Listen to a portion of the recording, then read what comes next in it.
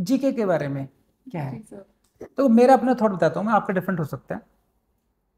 मैं UPSC aspirant रहा हूँ अच्छा। और जीके का भी यहाँ का भी देखा, तो मेरा अपना मानना ये है कि मैं ऐसा सोचता हूँ कि उतना कवर करो जीके को जितना कोई एवरेज स्टूडेंट कर लेगा, छोड़ करके नहीं आएगा। जो डीपर क्वेश्चंस हैं उनकी वरी नहीं करते हुए वो टाइम आप लॉ में यूटिलाइज कर दो और इसकी परफॉर्मेंस को उस लेवल पे ले जाओ कि जहां पर आप अनबिटेबल हो जाओ, क्योंकि वो आपको मेंस में हर जगह काम आएगा। बाकी बहुत डीपर जा करके ज्योग्राफी हिस्ट्री करने की जरूरत नहीं है। मैं और ये प्रीवियस ईयर क्वेश्चन पेपर्स को सॉल्व कर लो बस। जी सर। मैं इनको ये सिखाता हूँ।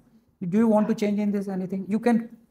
सर नहीं, अच्छा आप लोग पहले मुझे ये बताइए कि आप लोगों में से कितने लोगों में लोगों को जीएस में बहुत इंटरेस्ट है। मतलब आप लोगों को जीएस पसंद है? आप में से कोई भी किसी को नहीं पसंद? सेम मेरा ही था सिचुएशन सभी कि का। I use to hate GS. और मैंने इसलिए इसीलिए this was the biggest reason why I chose judiciary over IAS when I was choosing my career. तो अ, आपको जीएस में बहुत बेसिक मार्क्स लाने हैं। लॉ में आप इतने अच्छे हो जाइए कि आपको जीएस के मार्क्स की ज़रूरत ही नहीं पड़े। और ये मेरे साथ प्रीलिम्स में हुआ है कि मेरे काफ़ी कम मार्क्स थे जीएस में, पर लॉ में इतने ज़्यादा थे कि I made it to the cut off. और फिर भी मेरे जैसे मत बने जीएस में, थोड़ा सा उसको सीरियसली लीजिए। और थोड़ा सा उसके लिए एक तरीका मैं आपको बता देती हूँ कि न्यूज़पेपर रीडिंग सब लोग बोलते हैं और सबको बहुत बोरिंग भी लगता होगा, पर बहुत शुरू से उसकी आदत बनाई है। मैंने थर्ड ईयर से लगभग वो आदत अपनी शुरू कर दी थी कॉलेज में ही। और फिर धीरे धीरे आपको इंटरेस्ट आने लगता है जैसे जैसे आप न्यूज़पेपर पढ़ेंगे। और हर दिन आपको पता होगा कि क्या क्या इवेंट्स हो रहे हैं, क्या चीज़ें हो रही हैं। तो आपको क्यूरियोसिटी रहेगी कि देखते हैं क्या डेवलपमेंट हुआ उस चीज़ में आज। वो क्यूरियोसिटी रहती है, फिर आपको एक कॉन्फिडेंस आने लगता है कि भाई हमें इस बारे में पता है, we can read about this, we can talk about this चार लोगों में बैठकर। तो उस तरह से उसको एक फन एक्टिविटी की तरह लीजिए, न्यूज़पेपर को बर्डन मत समझिए, पहली बात। दूसरा, एक मंथली मैगजीन, दो नहीं, एक। दो नहीं, तीन नहीं, बिल्कुल नहीं, कुछ नहीं। ऐसा भी नहीं करना है एक मंथली पढ़ते हैं और फिर एक हाफ ईयरली पढ़ते हैं फिर एक ईयरली पढ़ते हैं, ऐसा कुछ नहीं करना है। एक मंथली मैगजीन, वो भी जो आपकी चॉइस की हो, कोई डिसेंट मैगजीन मार्केट से, जैसे प्रतियोगिता आती है या क्रॉनिकल आती है। मैंने इनफैक्ट न्यूज़ एंड इवेंट्स भी एक छोटी सी मैगजीन है जो मुझे उधर लखनऊ में जहाँ जहाँ से मैंने गाइडेंस ली थी वहाँ बताया गया था। तो वो भी आप रेफ़र कर सकते हो। न्यूज़पेपर हो गया, मैगज़ीन हो गया, ये आपका करंट कवर कर लेगा।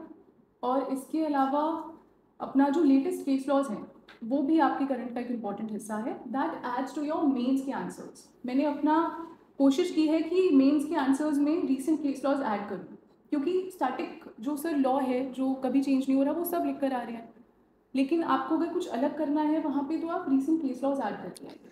जो फंडामेंटल राइट्स वाला पोर्शन है वो जी। आपको लेटेस्ट अपडेट करना ही पड़ेगा। एक ये होगा। एक सीआरपीसी में प्रोसीजर में कहीं पर कहाँ मैं बताता हूँ कौन कौन से एरियाज हैं जहाँ पर लेटेस्ट आते रहते हैं। सेक्शन 313 तो क्वेश्चन आता रहेगा। 311 पर आ जाएगा, बेल पर आ जाएगा, एफआईआर पे कुछ आ जाएगा, और डिफॉल्ट अरेस्ट। डिफॉल्ट बेल पर आ जाएगा, अरेस्ट पे गाइडलाइंस आ जाएंगी। 5-6 एरियाज हैं गिने चुने। तो जहाँ पर लेटेस्ट का जो आपको बताया जाता रहता है, लेकिन अधिकतर एरियाज ऐसे जैसे आईपीसी में कुछ लेटेस्ट नहीं है, वो स्टैटिक लगभग हो उसमें बहुत।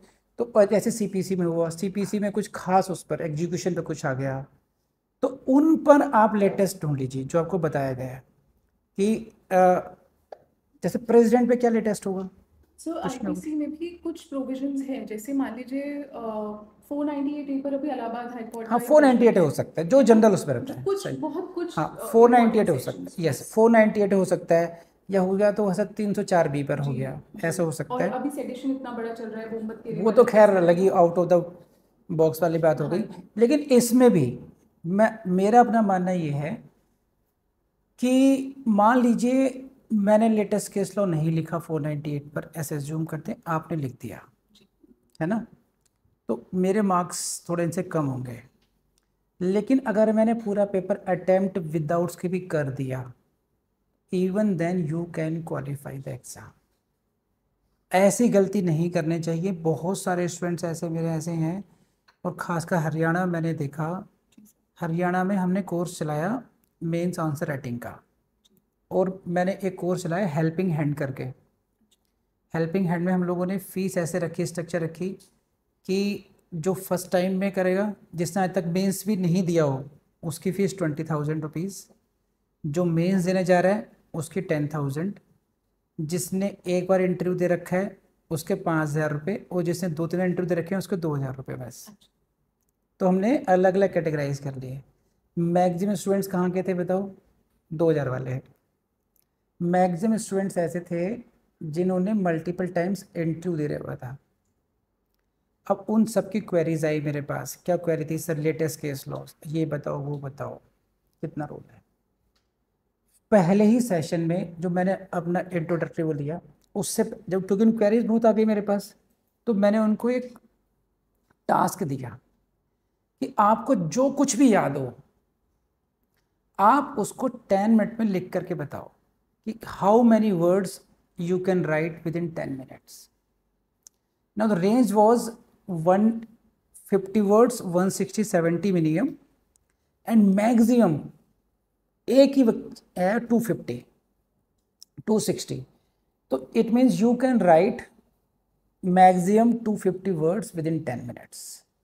Then I took about 2 hours orientation class. उसमें मैंने पूरा एक एक क्वेश्चन को डिस्कस किया कि now number of questions you are going to attempt is 18 question आपको करने हैं, पार्ट्स सब पार्ट्स मिला करके। वहाँ पे ऐसे क्वेश्चन नंबर 1 के 3 पार्ट्स ABC, तो ABC को 18 हो गए, 180 मिनट्स, 18 क्वेश्चंस। पर question you are getting only 10 minutes. Within 10 minutes you have to read it, you have to write it. Invigilators आपको 1-2 मिनट चाहिए। तो एवरेज में मान के चलिए, अगर आपको अगर चेक भी करना पड़ गया आपको अपना आंसर, तो you don't have more than 8 minutes to write. Practically इससे ज़्यादा टाइम नहीं है। 8 मिनट्स में, 10 मिनट्स में आप 250 लिख पाते हैं, तो हम मान लेते हैं चलो एग्जाम के प्रेशर में आप 8 मिनट में 250 लिख देंगे। अब आप ये देख लीजिए आपके पास कितना स्कोप है लिखने का। तो जब स्कोप ही नहीं है बहुत ज़्यादा, लेटेस्ट केस लॉ उसका और यहाँ का लिखने, you know it but you can't right it, because जो करेक्ट जो डायरेक्टिव प्रोविजंस को लिखने में बहुत टाइम लग जाएगा आपको। अगर आपको आता है well and good, use it, लेकिन जो मेन कोर है उसकी प्रैक्टिस की कॉस्ट पर आप एक ऐसे रिसर्च पर भाग पड़ो जो एंडलेस है, दैट इज पेनफुल। तो कुछ सेलेक्टेड एरियाज हैं जो कॉस्मेटिक के रूप में, जो मैंने बताया, जैसे आपको फंडामेंटल राइट्स हुआ, CRPC कुछ एरियाज हो गया, IPC का 1-2 सेक्शन हो गया, है ना। कॉन्ट्रैक्ट में कहाँ से पूछेगा वो, है ना, तो उसमें बहुत ज़रूरी नहीं है। तो कुछ लिमिटेड एरियाज में ही आपको लेटेस्ट केस लॉस की, ये बहुत बड़ा हेडक होता है। सर लेटेस्ट केस लॉस बताएंगे, अरे भाई एरियाज ही कितने हैं। देखिए आपको सब्जेक्ट वाइज नहीं ढूंढना है कि मैं ये सब्जेक्ट आज पढ़ रही हूँ, मुझे IPC के ही आज लेटेस्ट हाँ जनरली, अच्छी ये आपको जनरली एक वीडियो देखना है सिर्फ यूट्यूब पे, कोई भी लाइव लॉ वगैरह कोई भी एक वीडियो देखना है जहाँ पर एक पर्टिकुलर ईयर के, मान लीजिए कि अभी पिछला जो साल निकला है 2022 या 2021, पिछले 1-2 सालों की सर बस टॉप, अगर आप 30 जजमेंट भी करके चले जाओगे, बस लिव लॉ में की समरी आ जाती है, उसको एक बार को देख लो, that is more than sufficient. कई बार मैंने देखा है स्टूडेंट ना, हर उस पे ना उनको लगता है कि हर चीज़ में हमारे पास लेटेस्ट में कुछ होना चाहिए। नहीं, सारे ये एक एंडलेस जर्नी हो जाती है। इसमें क्लैरिफिकेशन बहुत ज़रूरी है।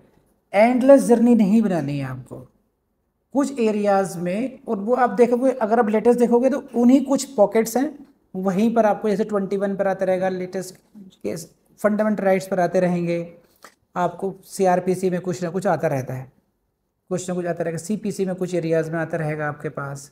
तो वो लेटेस्ट केस लॉस 6 महीने के 1 साल के देख लीजिए, मोर देन सफिशिएंट है। तो ये मेंस के लिए हो गया। And what do you say about the interview? अच्छा, आपको डिफिकल्टी लेवल में बताओ अक्षय, प्रीलिम्स, मेंस और इंटरव्यू सबसे ईजीएस्ट कौन सा है एग्जाम?